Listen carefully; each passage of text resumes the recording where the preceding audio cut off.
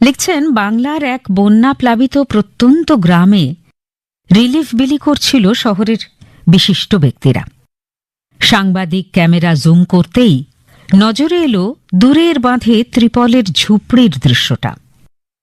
এক মা তার এক ছেলেকে কোলে অন্য ছেলেটিকে টানতে টানতে বলল, ওরে তাড়াতাড়ি চল, তোর বাবা এখনো লাইনে দাঁড়িয়েছে, তুই গেলে তোকেও জায়গা দেবে ওরা লাইনে।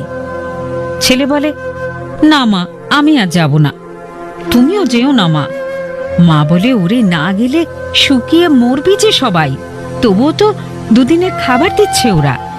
ছেলে বলে, মা গো, বারে বারে বন্যায় আয়লায় আর ওই ত্রাণের ভিড়ে মরবার চেয়ে একেবারে অনশনে মরা অনেক গৌরবের, অনেক সম্মানের। মা আষাঢ়ের ভয়ঙ্করী কালো আকাশের দিকে তাকিয়ে কেঁদে কেঁদে বলল, ও বর্ষারে, একটি কথা শুধাই শুধু তোমারে, আর কতকাল কাঁদাবি বল আমারে। ছেলে বলে, নদীর পাড়ে গ্রামটি আমার, তাই তো বাঁচি দুর্ভাবনায়। চোখের সামনে দেখেছি শত বাস্তু ভিটে ভাসিয়েছে ভাদ্রের সর্বনাশী বন্যায়। বারে বারে মরছি মোরা রিমাল ফণির উত্তালে, জানি না কবে পৌঁছাবে আর মোদের ব্যথা বিশিষ্টদের অঞ্চলে।